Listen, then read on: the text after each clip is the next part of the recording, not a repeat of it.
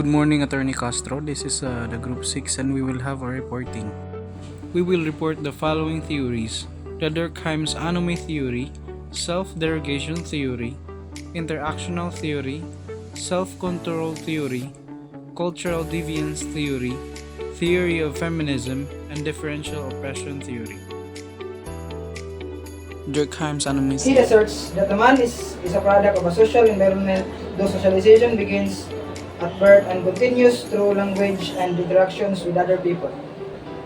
The basis of his theory rests on the idea that the conscience collective of society varies alongside the division of labor in less complex and more primitive societies.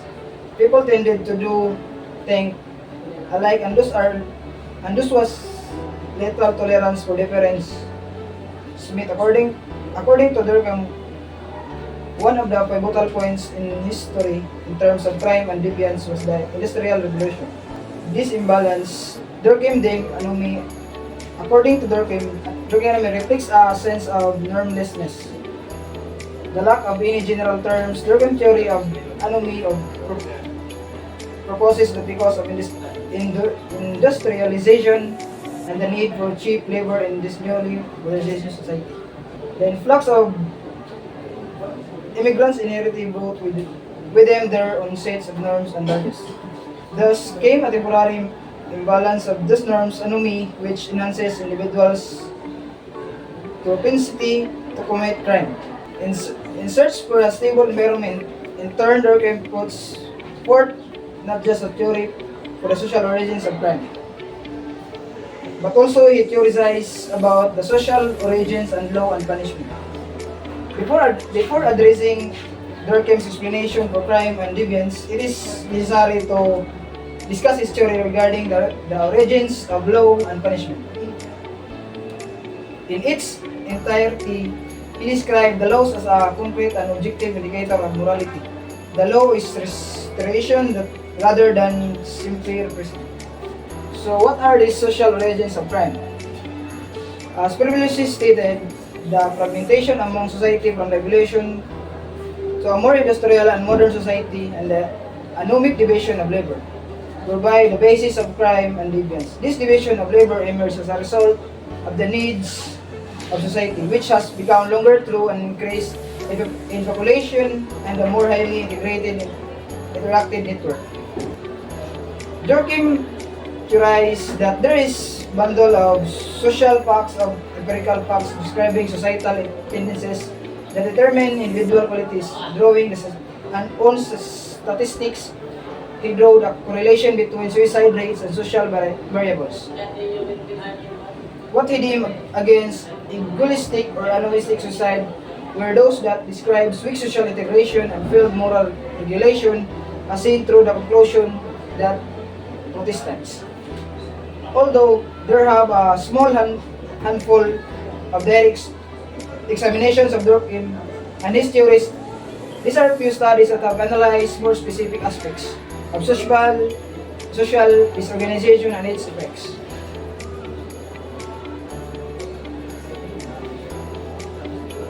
Theories Gibbs and Martens are later merely and will focus on suicide and how the social integration enabled or inhibited such behavior.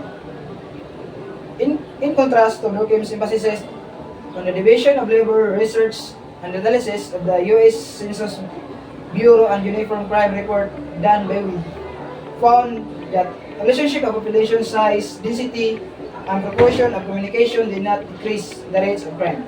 However, when analyzing Webb's research, it is necessary to recognize that he did not include the concept or measures of anomy.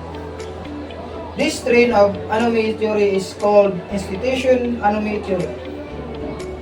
This position incorporates the idea that if the market economy is left unregulated by other social institutions, it will ultimately be obstructive to society. According to Merton, this notion of anomy is a result of uneven distribution of opportunities in social structure because it fails to live up to its promise of equal opportunity. In addition, anomy also occurs when social prescribed goals are practically unattainable to pursue a goal which is definition and unattainable to put him himself to a state of perpetual unhappiness. As Durkheim's theory has progressed as a basis of modern theory and policy, it has had to adapt to the values and norms of an immensely modernized and industrialized society. Institutional anomy has become the primary basis of the concept of normlessness and the basis crime of deviance in accord with the concept of anomy that Durkheim asserted initially. So what does the criminal justice system do to avoid this? What are the policies put forth to deal with this inevitable dependence on crime? Although difficult, it is essential to strengthen the non-economic social institutions like church or public schools education. There must be less emphasis placed on the importance or status of private school education. In addition, it is necessary to equalize the opportunities for success.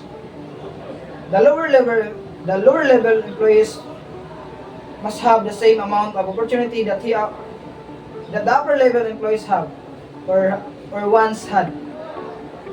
Theory of social anomy. Basic concept of social anomy is an innumerous gap between the desires of the individual and its real capabilities to satisfy those desires.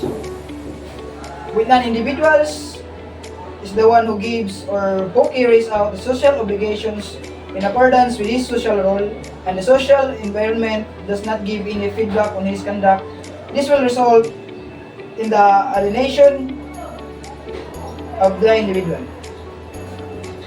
To the individuals, it will not be clear why he is doing socially useful activities when he knows he will be clear why he is doing socially useful activities.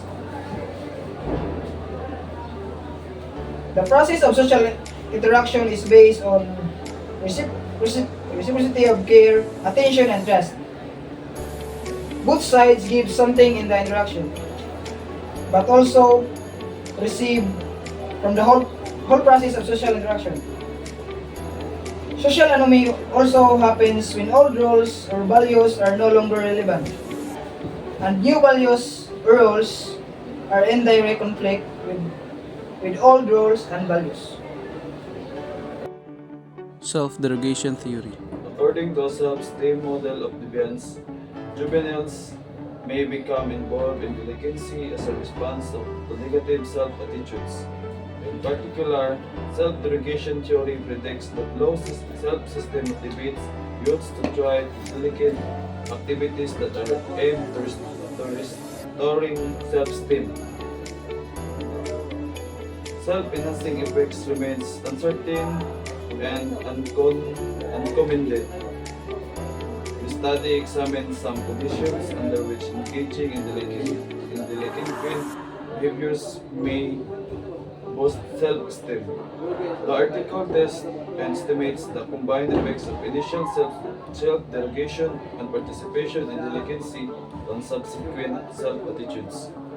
The result shows a curvilinear second-order interactions where self-enhancement from delinquent behavior occurs mainly among youths whose self-esteem is extremely low and whose self-esteem needs are unusually high. Self-esteem and delinquency revisited. A test of Kaplan's self-derogation theory of delinquency using lateral growth curve modeling.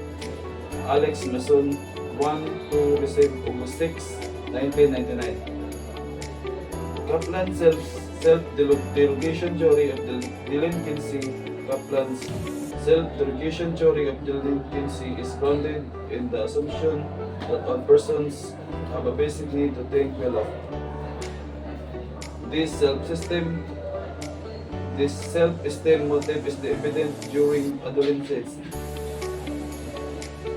when most boys and girls develop favorable views of self. within the confines of commitment to conventional principle groups, family relationships, and mainstream friendship networks. Interactional theory. Interactional theory. Interactional theory offers a broad explanation for the causes and consequences of involvement in antisocial behavior. When first proposed by Thornberry in 1987, the primary focus on delinquency and drugs use during adolescence and early adulthood. The theory proposed that delinquent behavior was caused by weak social bonds and involvement in delinquent network, but that bonds and further embed the individual in the variant networks and belief system. Prolonged and serious involvement in antisocial behavior gradually evolved over the life causes as a function of these reciprocal process. Interactional theory proposed that the fundamentals or primary causes of delinquent behavior is a weakening of bonds to conventional society. In this sense, it is a variant of social control theory that employs the basic argument that individuals who are attached to others, committed to the conformity and belief in conventional values, are unlikely to engage in delinquent behavior when bonds to conventional society are weakened. However, a person acquires greater behavior freedom, no longer bound to the straight and narrow. A number of alternatives become available to the individuals, including the opportunity to engage in delinquent behavior. This is especially so if one is concerned with explaining persistence and serious delinquency rather than isolated, no pattern, acts of delinquency, associations with delinquent peers, and the learning environment they provide are the primary mechanism for cultivating both delinquent beliefs and delinquent behavior. As delinquency is learned and reinforced, it is up to become a stable part of the person reporter. To this point, interactional theory is quite similar to the integrated control theories described earlier. It differs from those models in three fundamental respects. First, it does not assume, as many control-based theories do, what variation in the strength of the band just happens. This variation is systematically related to structural variables such as social class, position, and residential area. Second, it does not assume that causal models are stable over the life course. Causal influences vary as different developmental stages and at the different stage of criminal careers.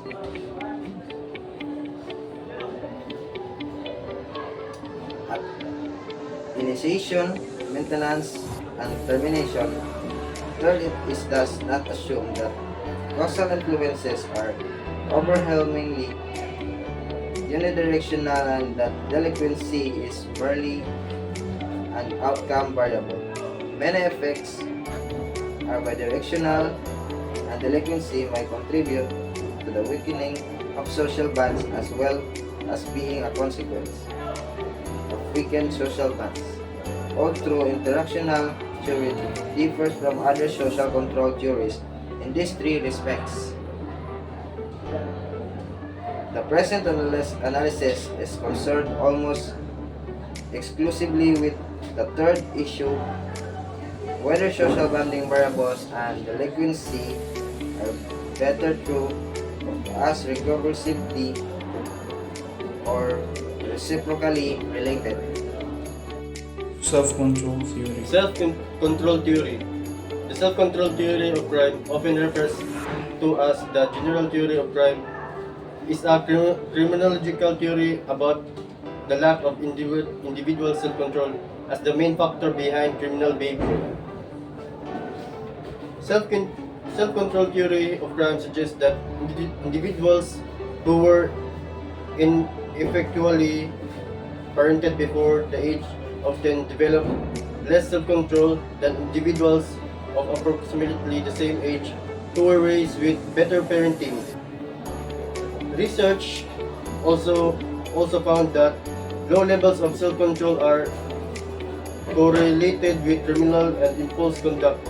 The theory was originally developed by criminologists Travis Hirschy and Michael Gottfredson, but has since been subject to a great deal of theoretical debate and a large and growing empirical literature. The general theory of self-control posted in Gottfredson and Hirschy 1990, see general overviews, has spawned a broad array of research and debate. This general theory provides scholars with a set of testable propositions. The first proposition outlines the dimensions of self-control.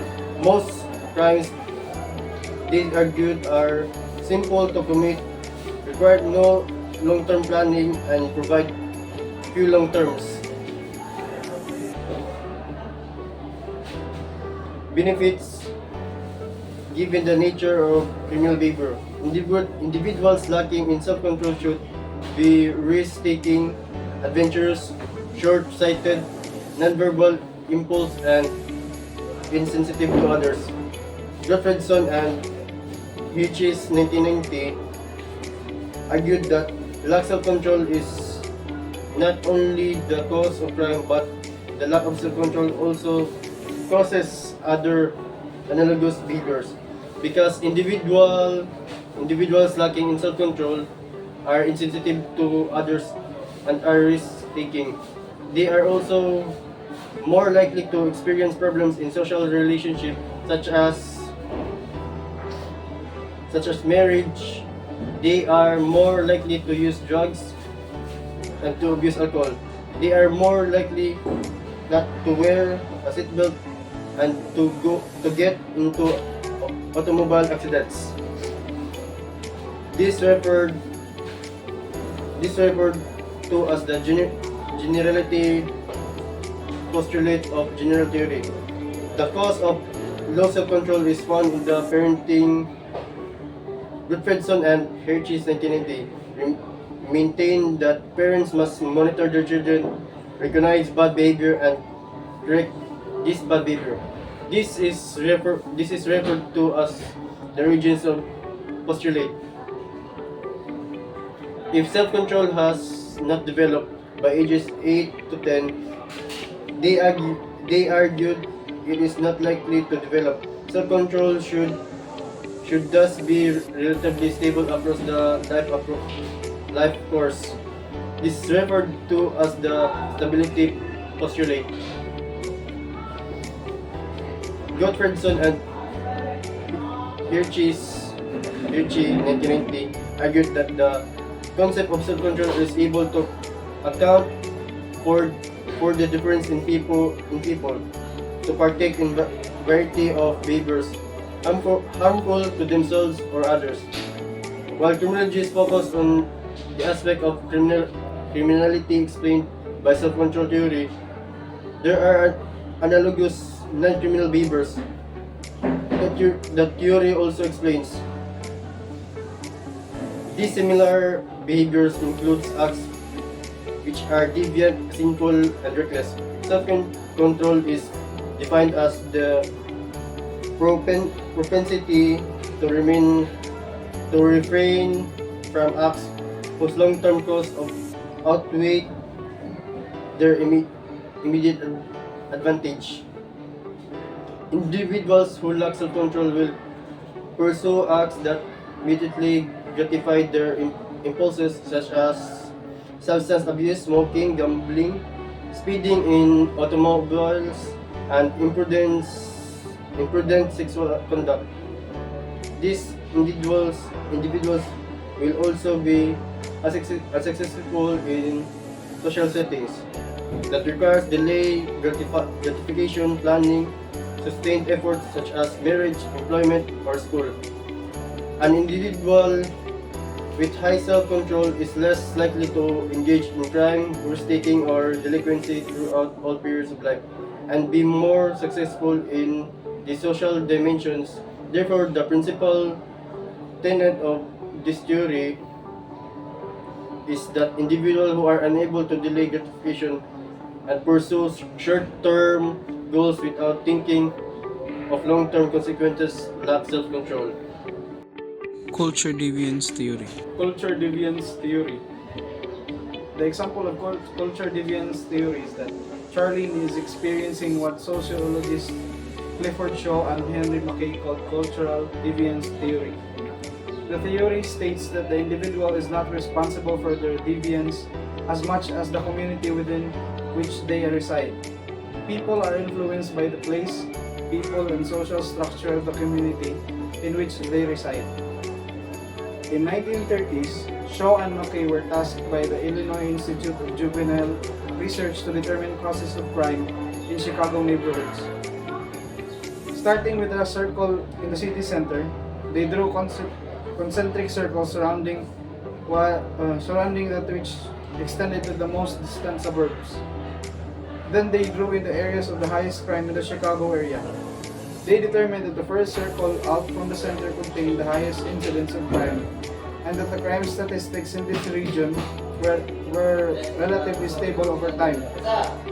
From this data, the area and the disorganization of the neighborhoods within the area were more responsible for the incidence of crime than any deviant individual.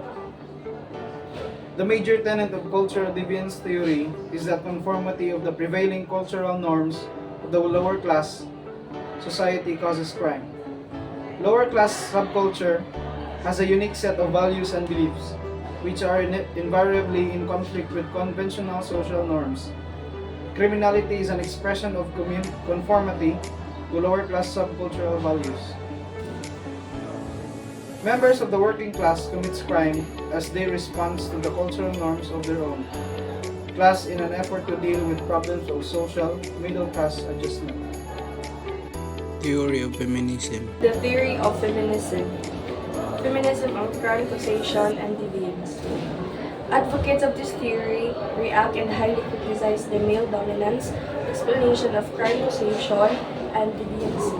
It holds that crime causation explanation of deviancy centered mainly on male offender, thereby leaving a gap and void as to study and understanding of female offender and deviancy. The perspective of this theory is women's victimization, delinquency, and gender inequality. It highly criticizes the traditional mainstream criminology of stereotyping where crimes and delinquencies heavily focus on male subjects in which research on crimes is mostly on male offenders. Feminism approach attempts to examine if women delinquency and criminal behavior can be incorporated into the mainstream of deviance theory. The contention of the advocates of feminism is that whether, for instance, the theory of anomy, social control tradition, and social disorganization theory can also be applied on women's delinquency. So, there are three feminist school of thought. These are the liberal feminism, radical feminism, and social feminism. Liberal feminism is simply the idea that those liberal ideals of equality and rights of liberties apply to women. In this sense, it is not so much a distinctively feminist theory as liberalism applied to women. Liberal feminism has been particularly associated with the ideas of formal equality and of equality of opportunity. According to this theory, according to the school of thought, women's deviance is a rational response to the gender discrimination that women experience at work, in marriage, and other relationships. Radical feminism. According to this school of thought, patriarchy, meaning that male domination over males, keeps women more attached to the family, children, and home. Women are supposed to be domestically bound so that when they detach from domestic roles, they are most likely to be singled out as deviant. Distinction between liberal and radical feminism. Radical feminism accepts the structural sexualization difference between man and woman, but seeks to reverse the valuation of such variance. It does not argue for equality of both sexes, but seek greater recognition of the emotive, effective, and feminine in social practice. In contrast, liberal feminism often accept the hierarchical ordering but seek to reverse the sexualization of the dichotomies, arguing that women are every bit as capable of reason, as entitled to inhabit the public sphere, as capable of activity and intellectual power and objectivity as are men. The third is social feminism. This school of thought argues that women deviancy is the byproduct of exploitation of capitalism and patriarchy. Fewer economic resources, opportunities, and low-paying jobs availability are just left over of men who dominate capitalism.